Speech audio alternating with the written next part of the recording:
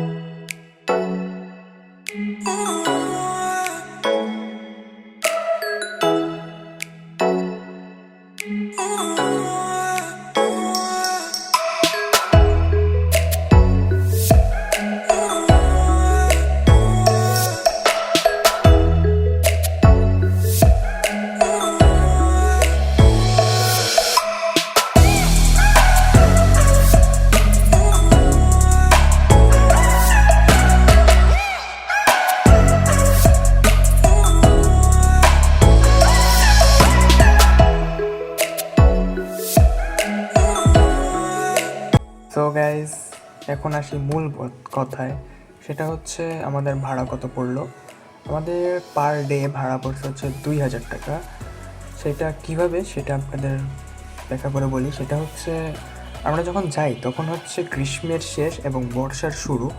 হয়তো আমার ব্লগে আপনারা দেখতে পাবেন, কিছুদিন পরে আমার ব্লগ আসতেছে, সেই ব্লগে হয়তো আপনারা দেখবেন বৃষ্টি পড়ছিল লাস্ট ব্লগে। সেই বৃষ্টির কারণে আমরা যেদিন লাস্ট আইসা পড়বো সেই দিন 3 নাম্বার সিগন্যাল চলতেছিল। রাইট নাও এখন 4 অথবা 5 চলতেছে।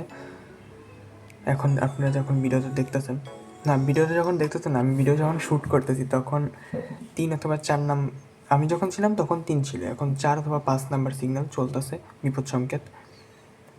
তো যেই কারণে পর্যটক অনেক কম ছিল, তাই আমরা ভাড়াটা অনেক কম পাইছি। এবং সেইখানে এই ভাড়ার ভিতরেই আমরা গ্যাস পাইছি এবং আর রান্নাবান্নার যত যাবতীয় যা লাগে, মানে হাঁড়ি পাতিল যা লাগে তারা ওনারা আমাদের দিছে।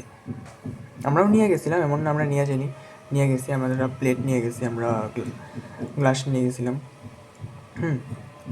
তো এখন কেমন লাগছে অবশ্যই কমেন্ট করে জানাবেন। আর যদি ভাড়া নিতে চান তাহলে আমি ডিসক্রিপশনে ফোন নাম্বারটা দিতে পারি, দিব, কারণ আমার কাছে এখন রাইট নাও ফোন নাম্বারটা নাই। আমি ম্যানেজ করে আপনাদের পরে দিয়ে দিব। যদি চান আপনারা কমেন্ট অবশ্যই জানাবেন যদি চান কিনা।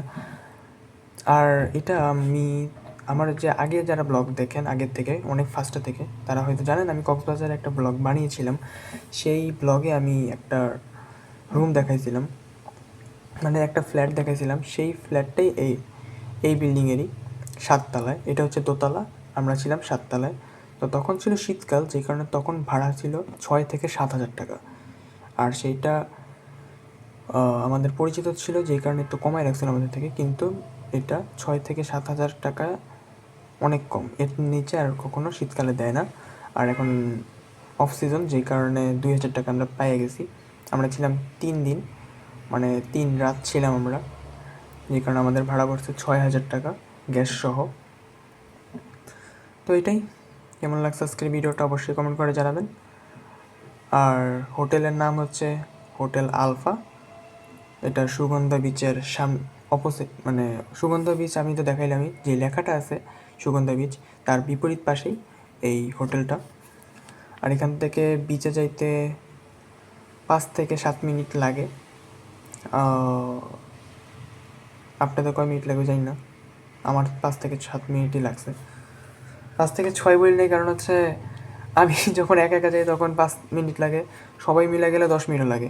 এখন আমার হিসাব তো আলাদা না, এখন কার কতক্ষণ লাগবে সেটা জানি না। হাইস্ট 10 মিনিট লাগতে পারে, মানে আপনারা যদি এটা আশেপাশের দোকানপাট দেখে দেখে যান তাহলে 10 মিনিট লাগতে পারে, এর বেশি লাগবে না, অনেক কাছে বিচের থেকে। আর সেকেন্ড কথা সেটা হচ্ছে, আমরা যেই রুমটা ছিলাম সেটা হচ্ছে বিচের বিপরীত পাশে, মানে সেইটাতে আমাদের এই রুমের থেকে বিচ দেখা যায় না।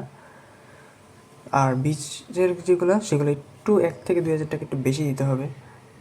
একটা যেরকম 2,000 টাকা সেরকম ওইটা 4,000 টাকা হইতে পারে অফ সিজনে। তো এটাই, আজকের ভিডিওটা এই পর্যন্তই। যদি ভিডিওটা ভালো লেগে থাকে লাইক, কমেন্ট এবং সাবস্ক্রাইব করে অবশ্যই আমাকে সাপোর্ট করবেন। টাটা। আর বিস্তারিত আমি কক্সবাজার ফুল ব্লগ আসতেছে। Bye bye.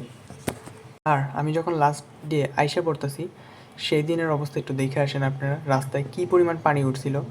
আর সেদিন ছিল হচ্ছে 6 তারিখ, 6 তারিখ সকালবেলা এই পরিমাণ পানি। আর এখন হচ্ছে 12 তারিখ, আমি যখন ভিডিওটা আপলোড দিচ্ছি আজকে হচ্ছে 12 তারিখ, সন্ধ্যা 7টার সময় আজকে ভিডিওটা আপলোড হবে হয়তো, অথবা কালকে হইতে পারে 13 তারিখে, জানি না, কিন্তু 13 তারিখের মধ্যে এই ভিডিওটা আপলোড হয়ে যাবে।